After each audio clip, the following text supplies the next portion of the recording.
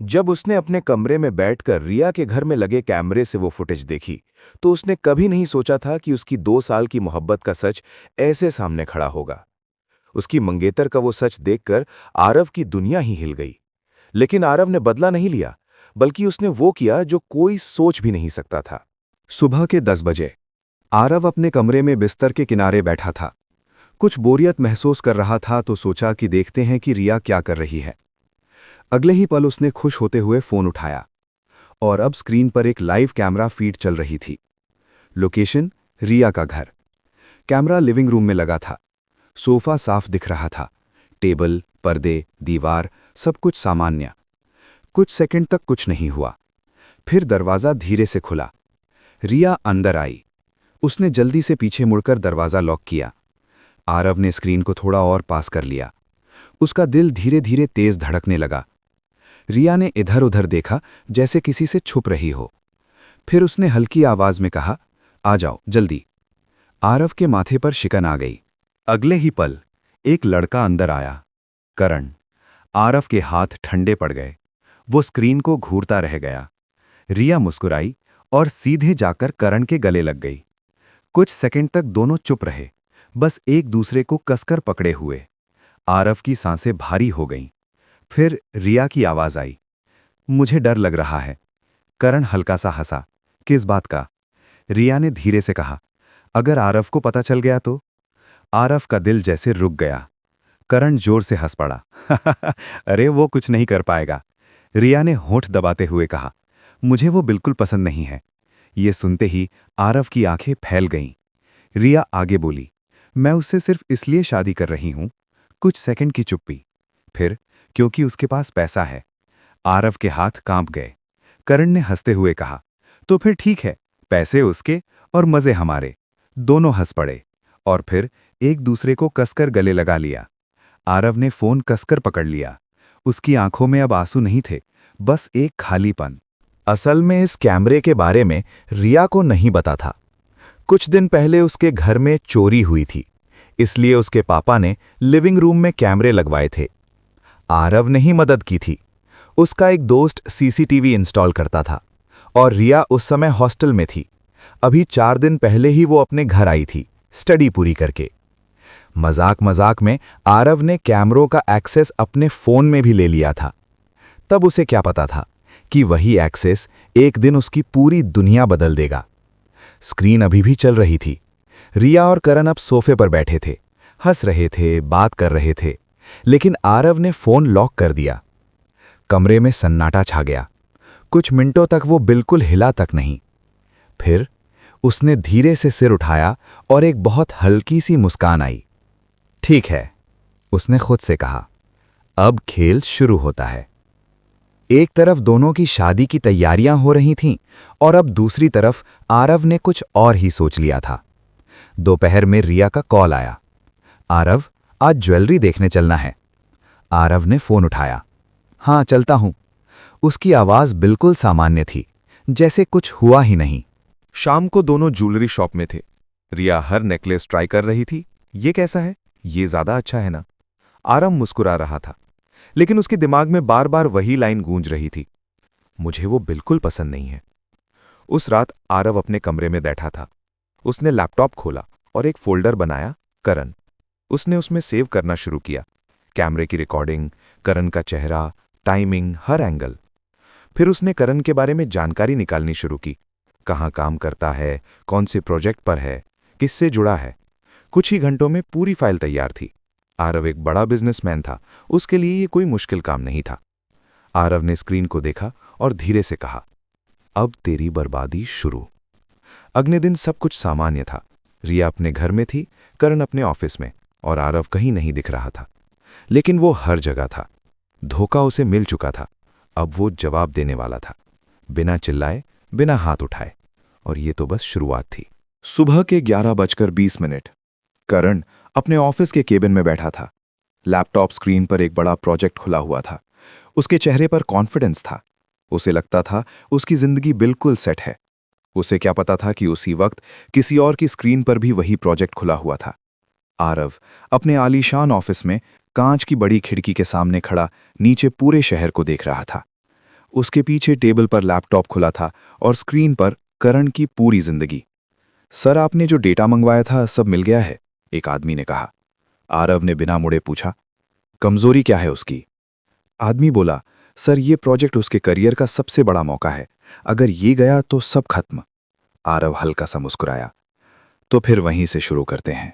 2 दिन बाद सुबह 11:45 करण मीटिंग रूम में बैठा था। सामने उसकी कंपनी के बड़े लोग थे। करण, हमें तुमसे कुछ सवाल पूछने हैं, एक सीनियर ने कहा। करण थोड़ा घबरा गया। जी सर। अचानक स्क्रीन पर एक फाइल खुली, कॉन्फिडेंशियल डेटा लीक। करण के चेहरे का रंग उड़ गया। ये डेटा बाहर कैसे गया? किसी ने सख्त आवाज में पूछा। सर, मैंने कुछ नहीं किया, करण हकलाने लगा। लेकिन सबूत उसके खिलाफ थे। Login ID, timing, access history, सब कुछ। असल में ये सब आरव ने किया था।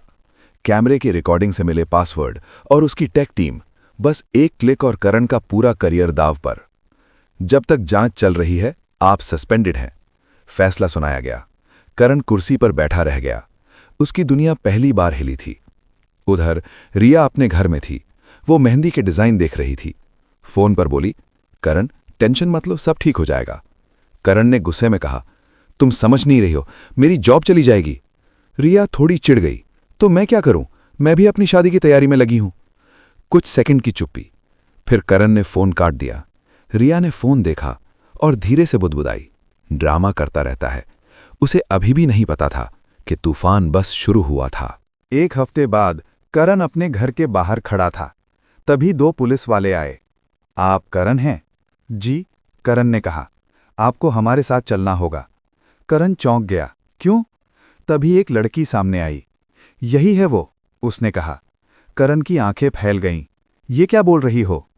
लड़की ने कहा, इसने मुझे ऑफिस में कई बार परेशान किया है, गलत तरीके से छुआ है।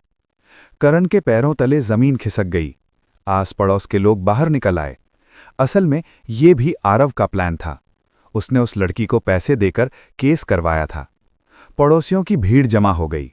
लोग फुसफुसाने लगे, अरे ये तो करण है, दिखने में तो कितना शरीफ लगता था। करण चिल्लाता रहा, मैंने कुछ नहीं किया। लेकिन कोई सुनने वाला नहीं था। करण की इज्जत पूरी तरह मिट्टी में मिल गई थी। 3 दिन बाद जब वो जमानत पर घर लौटा तो उसके घर के बाहर दरवाजे पर नोटिस लगा था, प्रॉपर्टी सीज्ड। उसकी आंखें फटी की फटी रह गईं। बैंक का आदमी बोला, लोन नहीं चुकाया गया, घर नीलाम होगा। करण वहीं जमीन पर बैठ गया। उसे समझ नहीं आ रहा था ये सब इतनी जल्दी कैसे हो गया। असल में उसके सारे अकाउंट्स फ्रीज करवा दिए गए थे और ये सब आरव कर रहा था। उधर रिया को कुछ अजीब लगने लगा। करण फोन नहीं उठा रहा था। जब उठाता तो चिल्लाने लगा, सब खत्म हो गया, रिया कोई है जो सब जानता है। रिया घबरा गई, क्या हुआ? करण बोला, किसी ने मेरी जिंदगी बर्बाद कर दी। रिया के हाथ कांप गए। उसे अचानक एक अजीब सा डर महसूस हुआ। कुछ दिनों से उसको भी कोई ब्लैंक कॉल करता था, लेकिन जब वो फोन उठाती तो कोई आवाज नहीं आती थी। रात के 2 बजे आरव अपने कमरे में बैठा था। स्क्रीन पर करण की हालत दिख रही थी, रोता हुआ, टूटा हुआ, अकेला। आरव ने गहरी सांस ली। उसकी आंखों में अब भी गुस्सा नहीं था, बस एक ठंडी तसल्ली। अभी तो शुरुआत है रिया, अब तुम्हारी बारी, लेकिन तुम्हारी बर्बादी कुछ अलग तरह की होगी, बस इंतजार करो। आज आरव और रिया की शादी थी। शाम के 7:05 बैंक्वेट हॉल रोशनी से जगमगा रहा था। हर तरफ सजावट, फूलों की खुशबू, मेहमानों की भीड़। स्टेज पर आरव दूल्हे के रूप में खड़ा था, महंगे शेरवानी में, चेहरे पर हल्की मुस्कान। लेकिन उसकी आंखों में कुछ और था, एक इंतजार। लेकिन ये इंतजार शादी का तो नहीं था। दरवाजे पर हलचल हुई, सबकी नजरें मुड़ी। रिया दुल्हन बनकर अंदर आ रही थी। लाल लहंगा, गहनों से सजी हुई, चेहरे पर हल्की मुस्कान। सब लोग खुश थे। वाह, क्या जोड़ी है, कितनी सुंदर लग रही है। रिया धीरे धीरे स्टेज की तरफ बढ़ रही थी। उसे लग रहा था आज उसकी जिंदगी का सबसे बड़ा दिन है। उसे क्या पता था, आज उसकी जिंदगी खत्म होने वाली है। रिया स्टेज के पास पहुंची, तभी भीड़ में हलचल हुई। एक और लड़की, उसी तरह के दुल्हन के जोड़े में स्टेज की तरफ आ रही थी। सब लोग हैरान, ये कौन है? 2 दुल्हन? रिया के कदम रुक गए। उसकी आंखें फैल गईं। वो लड़की आकर सीधे आरव के पास खड़ी हो गई। वो अनाया थी। पूरा हॉल एकदम चुप। रिया कांपती आवाज में बोली, ये क्या है आरव? आरव ने धीरे से उसकी तरफ देखा और मुस्कुराया। वो मुस्कान डरावनी थी। आरव ने माइक उठाया। पूरा हॉल उसकी तरफ देखने लगा। आज मैं आप सबको कुछ बताना चाहता हूं। रिया के हाथ कांपने लगे। आरव ने जेब से फोन निकाला और स्पीकर ऑन किया। अचानक पूरे हॉल में आवाज गूंज उठी। मुझे वो बिल्कुल पसंद नहीं है। ये रिया की आवाज थी। लोग एक दूसरे को देखने लगे। मैं उससे सिर्फ इसलिए शादी कर रही हूं।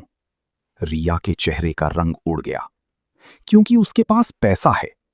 फिर करण की आवाज आई, पैसे उसके और मजे हमारे। पूरा हॉल सन्न खड़ा था। रिया वहीं जड़ हो गई। उसकी आंखों से आंसू निकलने लगे।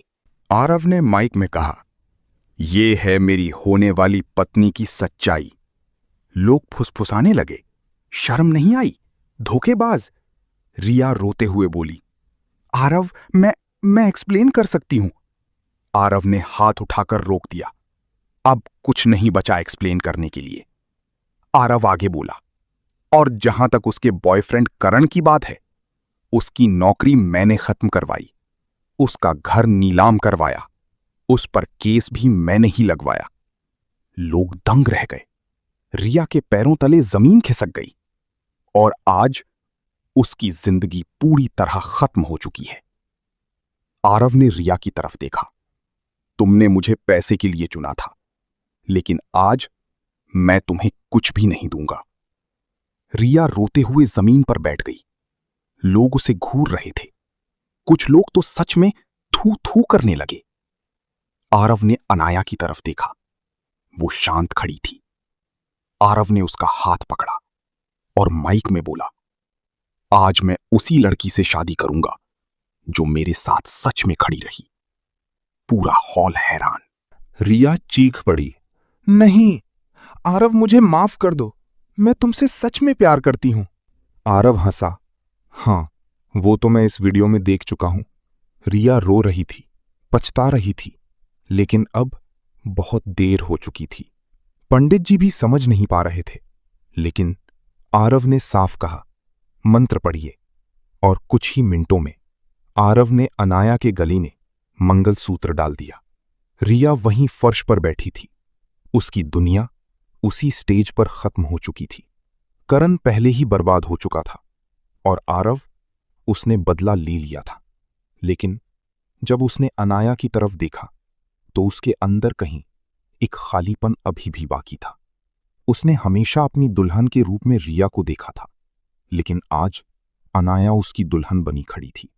आरव ने बदला तो ले लिया था, उन दोनों को सजा भी मिल गई थी, लेकिन धोखा देने वाले सुकून खो देते हैं और बदला लेने वाले खुद को। रिया उठी। उसने एक नजर नई जोड़ी पर डाली और पीछे मुड़कर अंधेरी में कहीं गायब हो गई। दोस्तों, ये था इस कहानी का अंत। आपको आरव का बदला कैसा लगा और क्या उसने रिया के साथ ठीक किया? कमेंट में बताना। वीडियो पसंद आई हो तो एक लाइक, हाइप जरूर करना और ऐसी ही अच्छी कहानियां सुनने के लिए चैनल को सब्सक्राइब जरूर करना। Bye bye, love you all. जय हिंद, जय भारत।